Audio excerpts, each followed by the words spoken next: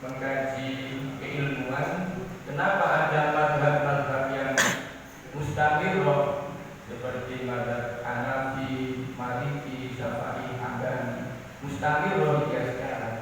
Tapi ada mazhab-mazhab yang munqati'ah, yang terputus, seperti mazhab Az-Zahiri, ya, mazhab itu Sufyan Ats-Tsauri dan mazhab Ad-Dhahhak dan sebagainya. Itu karena para santrinya, para pengikutnya tidak ada yang concern dengan pemikiran dengan bumi. Tidak ada yang melanjutkan, meneruskan tradisi pemikiran keilmuan dari gurunya dengan membacakan, dengan mensiarkan, dengan menuliskan dan seterusnya. Dan itu kita punya tanggung jawab untuk meneruskan, ya, mengenalkan, melanjutkan pemikiran-pemikiran para kiai-kiai kita semuanya. Dan untuk diketahui, ini kami hanya mengutip saja. Untuk selebihnya nanti kita berikan kesempatan dan waktu kepada semua pengurus yang nanti akan diatur kemudian oleh panitia. Ya. Kita harapkan jajaran Surya secara berpikiran nanti membaca kitab ini menjadi satu amanat buat jajaran ustazah dan sebagainya. Ya. Dan jika diperlukan nanti dalam aspek dalam kegiatan Lailatul Istimewa, ya itu topiknya, temanya yang tidak keluar dari pemikiran-pemikiran Hasyim Asy'ari yang terbukukan di dalam kitab-kitab beliau. Dan syukur-syukur semuanya nanti mempunyai garis yang sama, meskipun nanti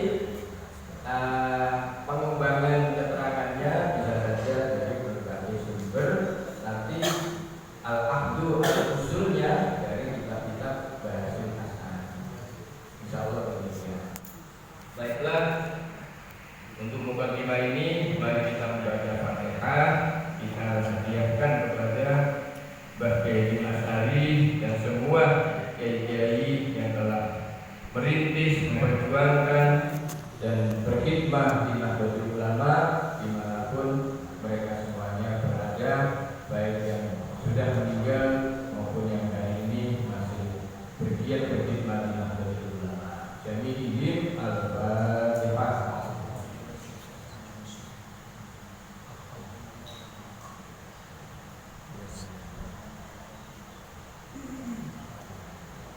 Di dalam mukadimah qaulun al-asasi di Jami'ah Nahdlatul Ulama ini, Mbah Hasyim mengutip banyak ayat sebelum beliau masuk pada mukadimah. Untuk itu beberapa ayat di antaranya kami baca. Bismillahirrahmanirrahim.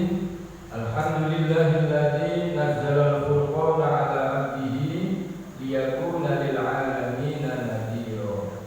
Wa ataahu Allahul mulka wal hikmata wa 'allamahu mimma yasha. Wa may yu'tal hikmata faqad utiya khairan katsira. Ini mukadimah beliau. Beliau memuji kepada Allah, Zat yang telah menurunkan Al-Quran kepada hambanya agar menjadi nadhiran lil alamin, penyeru bagi semua alam. Wa atahul mulka wal hikmah wa 'allamahu mimma yasha. Dan hambanya ini diberikan kekuasaan, diberikan kemuliaan, diberikan hikmah dan hal-hal yang dikehendaki oleh Allah. Wa may yu'tal hikmata faqad utiya khairan katsira. Dan barang siapa diberikan hikmah, maka sesungguhnya dia telah mendapatkan khairan katsira. Ibnu Abbas mentafsirkan wa may yu'tal hikmah. Hikmah itu kalau menurut Imam Abdul Abbas adalah mengetahui nasih mansukh. Imam-imam yang lain juga mempunyai tafsir yang sama tapi dengan sudut pandang yang berbeda. Artinya secara garis besar, barang siapa yang telah diberikan hikmah oleh Allah, hikmah bisa berupa ilmu, hikmah bisa berupa sikap laku yang terpuji, hikmah hikmah bisa berupa pola pikir yang lurus, pola pikir yang bagus. Nah, itu semuanya hikmah. Hikmah juga bisa dalam bentuk struktur berpikirnya baik, ya, cara bertemu, melayani, bergaul dengan sesama juga baik, itu juga bagian dari hikmah. Nah, barang siapa bisa mengabdikan dirinya untuk kepentingan yang lebih besar, untuk kemanfaatan yang lebih besar, ya itu juga hikmah. Insya Allah begitu. Nah, yang demikian itu faqad utiya khairon katsir. Nah, kita diberikan hikmah oleh Allah untuk membesarkan agama Allah melalui wadah berjamiah di Nahdlatul Ulama.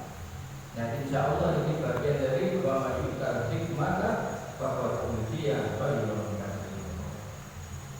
Qala ta'ala ya ayyuhan nabiyyu inna arsalnaka syahidan wa mubasysyiran wa nadhiran wa da'iyan ila Allahi bi'idhnihi wa sirajan munira.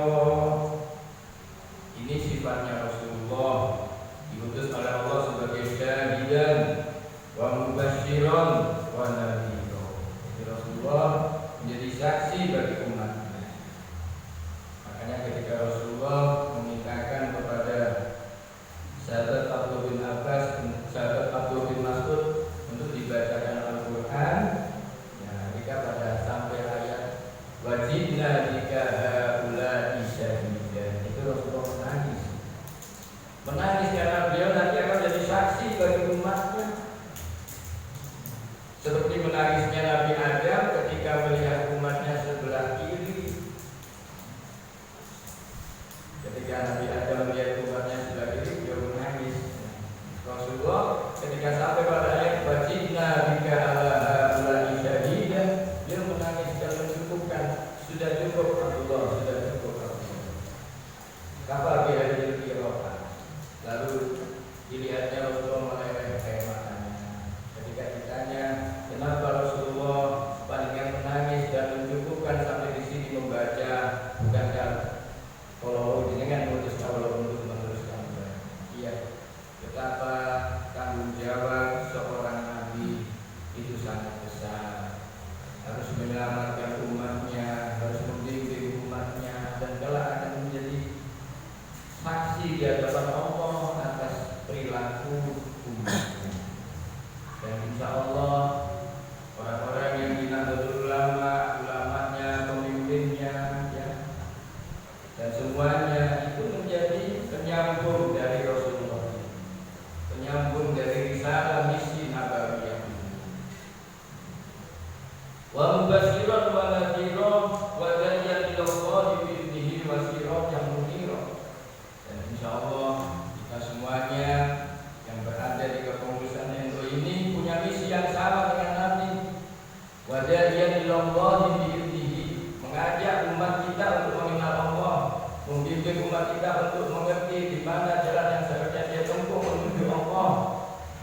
Dan ini menjadi tanggung jawab kita bersama, yang implementasinya dalam bentuk-bentuk pelaksanaan program-program yang menyentuh hatinya, yang menyentuh akidahnya, yang menyentuh keimanannya. Dan makanya kalau kita melihat gerakan-gerakan harokah-harokah Nahdliyah itu memang lebih banyak pada harokah tarbawiyah pendidikan, ya, harokah istimaiyah sosial, ya, harokah diyana keagamaan. Dan itu memang ya sudah seperti itu dulu waktunya NU itu. Dan ini yang harokah-harokah asasiyah, meskipun tidak berarti diabaikan. Maka harokah asasiyah di dalam itu politik-politik yang bersifat kebangsaan, politik-politik yang bersifat menuju masyarakat yang berkeadilan, berkemakmuran, dan itu semuanya bagian dari harokah istimaiyah. Wala yang dilallahi bi'idhnihi wa sirajan munira. Insya Allah akan kira-kira. Selanjutnya untuk kajian-kajian berikutnya bisa diteruskan oleh jajaran suriah yang lain, jajaran takzibiyah, dan semuanya kita harapkan nanti satu ayat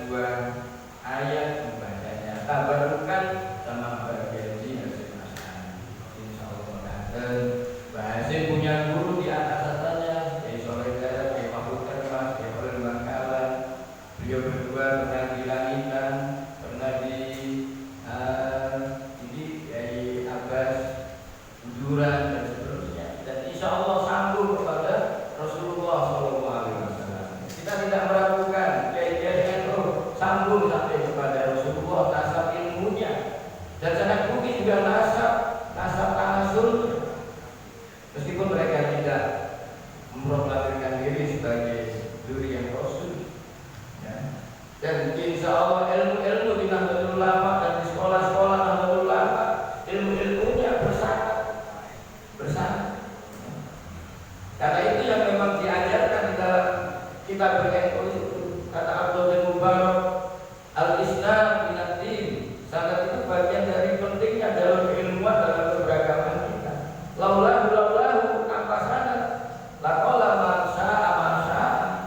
Maka orang akan ngomong seenaknya. Kita lihat di dunia medsos, ya orang seperti enak saja berdalil, enak saja berhujjah, ya.